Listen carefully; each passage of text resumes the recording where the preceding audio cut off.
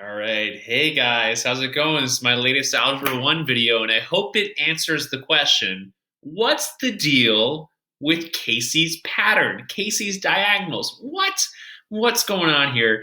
We'll hopefully get to the bottom of that. I know that I talked one group through it during class today. I wish I could have talked with more classes and really led you guys through to the end of class. But again, class is short. Filming this video, hopefully get what the deal is with Casey's diagonals, Casey's pattern here. And that'll be an important thing to know going into next classes. So hopefully you're with me here. Okay, so let's just like wrap up here in a second here about wrap up to a place where we can begin to talk about the pattern here. Because if you notice here, Casey's diagonals here have to do with this generic rectangle here. So I want to go over number 3 a little bit here. All right, so these diagonals here, this here and this here has a relationship. And that's because this polynomial here is factorable, okay? So if we look at the full polynomial here, we have 6. It's not a 6. What, are you kidding me? It does not look like a 6. We have 6. The Desmos writing is really rough sometimes. 6x squared plus, and here we have 2x's, another 15x's. That's 17x's total. And we have 5 ones up here, okay, plus 5. And their diagonals have a special relationship because it turns out we can write this 6x squared plus 17x plus 5 not only as its sum as it be given to us here, we have our rectangle, we can write it as a product, okay? So just a quick reminder about how you probably should solve stuff like this. First of all, I always start with the x squared pieces here. Remember, I have 6x squared. So those are squares with dimensions of x by x here. So when I know that outside my x squared pieces, I'm going to have an x, a width of x of a certain amount of x's times a width of a certain amount of x's here, because x times x is that x squared. Okay, is x squared. So I know that this width here of my generic rectangle is just x. It's got to be more than that because I got to get to 6, but I know it's x times x at least, the very least, because I have an x squared there. We need to figure out whether it's 6 times 1, or 3 times 2, or 2 times 3, or 1 times 6, something like that here. We figure out this puzzle here, okay? So this is a puzzle. I usually start by laying out my x's. Is there an obvious choice here? No, because there's a 6. Let's move on to something else here. Ooh, there's a 5. 5 is a good one to work with here. Why? Because 5, unlike 6, 5 is a special number compared to 6. 6 is known as a composite number. 5 is known as a prime number. That's right, 5 is prime, so either 1's going to have to go here, or 1's going to have to go here, and 5's going to have to go in the other place, right? 5 times 1 is the only way we get to 5. Or negative 1 times negative 5. We can get there too, but these are all positives, so let's stick with positive here. Negatives in this one here. But anyways, so we need to figure out 5's. Hey, 5's going to have to go over here. Why? Well, does 5 go into 2 right here? No, 5 doesn't go into 2. 5 goes into 15 3 times. Okay, so that means actually, check it out here. 5 times 3 is how, or 5 times 3x is how we're going to get to 15x, right? 5 times 3x gets me to 15x here. 5 times by 1 gets me to 5, as we have over here. And check it out here. I need to put a 2 in front of this x here. So this would be a width of 2x and height of 1, 2, 3x to give me those 6x's up here. Give me those 6x's up here. I had the width of 2x at the bottom, so I just have 1, 1 on top. That gives me 2x's on top here. 1, 1 on top, and then plus 5 on the other side here. Plus 5 times the 3x's would give me 15x's here. And then I would have 5 1's up here. Do you need to build that? Do you need to build that using freaking algebra tiles? No, generic rectangles get you there. So what we can have here is we can write A as a product, okay? And we're gonna write that as a product right now. I'm gonna get this as 3x plus 1 times by 2x plus 5, okay? Did I have to do it that way? I usually do this as my height, and that's my width, but it doesn't really matter, right? 2x plus 5 times 3x plus 1, same thing here, okay? So I can factor that. You can factor this one. I think you can these are all factorable because they're all gonna follow this pattern as we transition a little bit. There is this special pattern, these factorable ones here, because I can make a rectangle out of this. This rectangles have this pretty neat relationship with the diagonals, which we'll talk about in a second. I'll point out to you. In case you noticed it, do you notice, well, what might be going on with these? What might you notice? What observation do you have that might be special with these numbers here, or with these variables here? Let's see. All right, go to the next slide here. I talked about this with a group. I thought it was good that we talked about this together. Let's see if I don't know how to write on this here using Screencastify. But anyways, use pen? No, I can't use pen. I can print. Sorry, I'm like distracting you right now. Hopefully I'm not losing you here. All right, check this one out here. We have this. This is Casey's pattern. Maybe I'll just talk through it and we'll write down some observations here. Okay, so one thing, when I talked about this with a group earlier here, they were looking at it, I just stuck at it, it's like, how might this have to do together? Well, maybe we'll start with what letters we see in all these. I think that's sort of where their brains went with this, was like, well, check it out here. I have, in this diagonal here, I have my x pieces, right? Remember, we had to fit our x pieces in the corners and then 1s and x squareds in the other corners here. So we have x here, we have x here. And the first observation they said here, well, we have x here, and we have an x squared there in the other diagonal. Here, we have an x squared, and we have technically x to the 0th power here, right? 5x to the 0th power would be equal to 5. X to the 0th power is 1. 5 times 1 is 5. But anyways, here we have x squared. So it turns out that x, and I was trying to get them to think about this a little bit more. Like, why is this x here and this x here significant? We have x and x, and we have an x squared here. How can we use two x's? Let's think about it this way, because these diagonals are equivalent in some way, which we'll write in a second. X, how can we take two x's here? Because x, we have an x here and x here, there's two x's shown, right? How do two x's get to x squared? That was my hint to them on this one here. Well, answer is x times x is x squared, right? X times x squared. So then I asked, well, what do we notice about the rest of that? What do we notice about the numbers then of the diagonals here?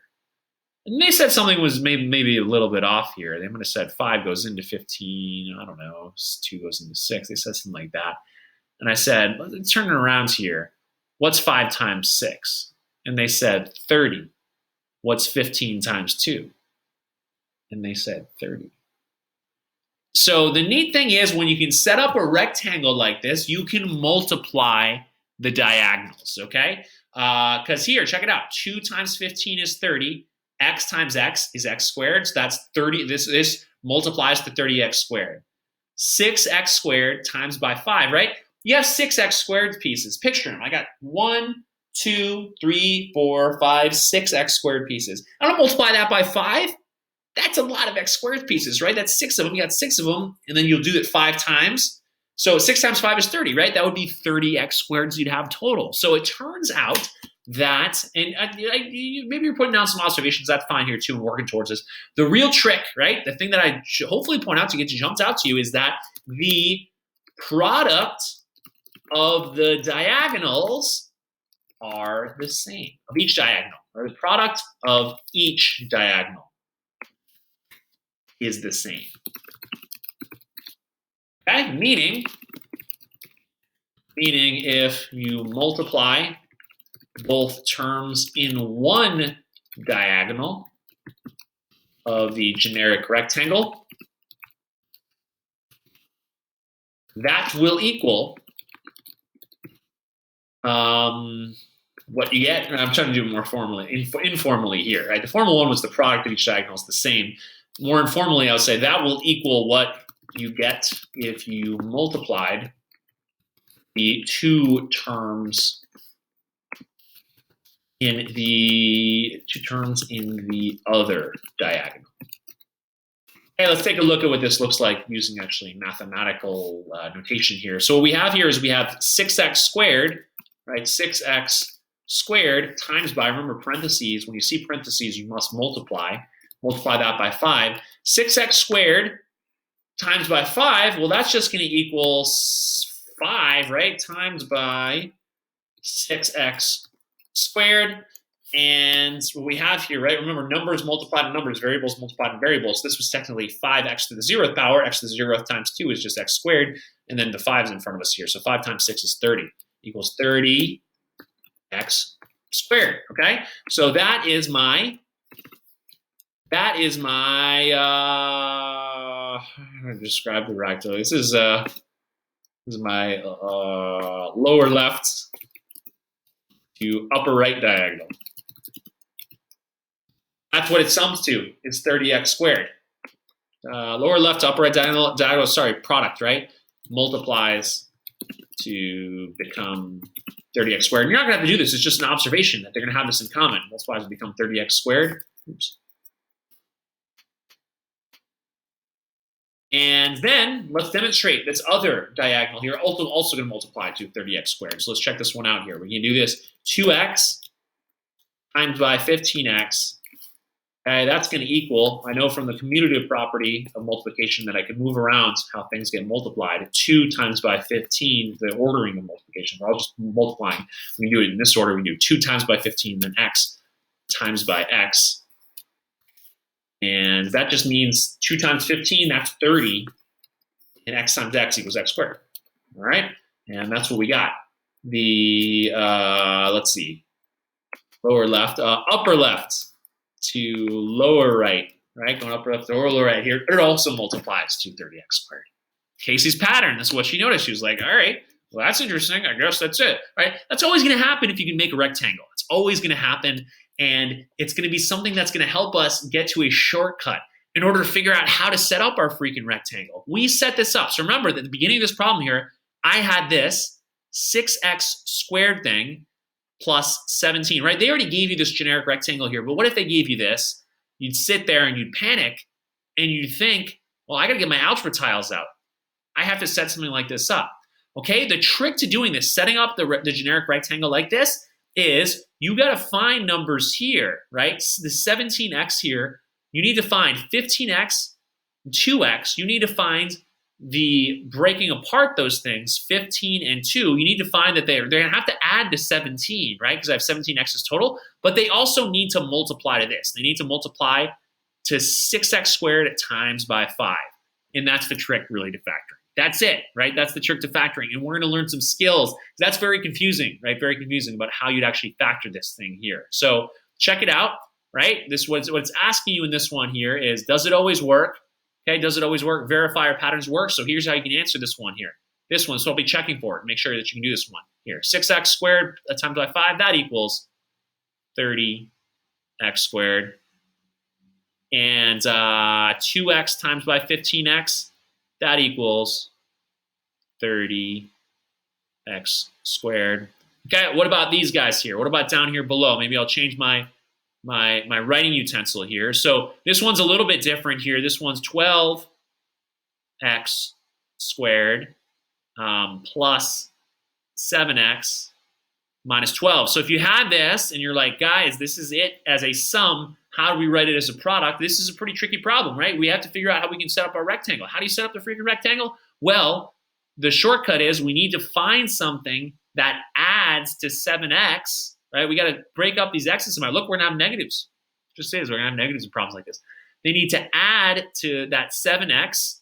So we need to find two numbers that add to 7x, but multiply, right, to negative 144. Because 12 times by negative 12 is negative 144. So these diagonals both multiply, because they already have this done for us here. They like negative 9 and 16 is how you get there, right? 16 times 9 is actually 144, right? You have a multiplication table out. Like, that's usually how we look at this. But this diagonal is going to multiply to 144x squared.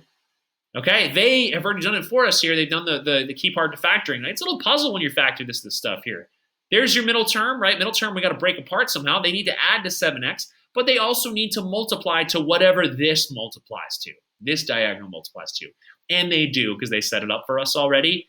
This here, if I multiply them, right? If I multiply them, right? When you think about it, we multiply across that diagonal to make sure we do this correctly. Negative 9x plus 16x is negative, oops, I meant to put a negative in front, negative 144x squared. So this is what I'll be looking for. This is how I'd recommend putting these answers down. There's nowhere to really type them down here. We're verifying. Okay, and last one here, let's get it here. This diagonal multiplies to, should have changed color so we can see it a little more clearly, negative 30, geez, not negative 1, negative 30x y. And this diagonal here, yeah, I agree, right? So negative 6 times 5 is negative 30, and then we just have xy here. X times y is xy, right? X times y, right? That's it here. They're unlike terms, so we don't combine them. We just say they're still multiplied by 1. This just means x times y. This is x times y. I'm going to write xy here. 15 times by negative 2. Well, 15 times 2 is 30. Make it negative, negative 30. Okay, so I should have a negative in there. I don't know if I did, but let me see it. So then I got negative 30 xy. Okay, negative 30.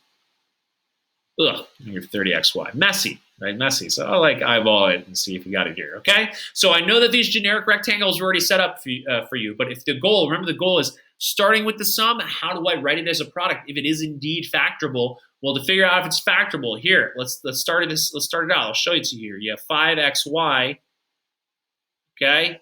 And then you have plus, this is 13x. And then you have the minus 6, and I ran out of space here, messy. Okay, so what you need to do is, I'll just say it quickly because it's really, really messy here. You need to find two numbers that multiply to, look, I got 5 here, I got negative 6 here, multiply to negative 30, but add to 13. That's how you set up a generic rectangle. And then from that, you can get the outside like you did earlier in part B, okay? Hopefully this made enough sense here. I think that's enough for you guys to fill out your exit ticket. Tell me about Casey's pattern for the diagonals of a factorable polynomial, right? One that you can put into a 2 by 2 generic rectangle. Email me if you have any questions. Hopefully this helped out. I will see you guys Wednesday. Asynchronous problem set tomorrow. Bye-bye, guys. Bye.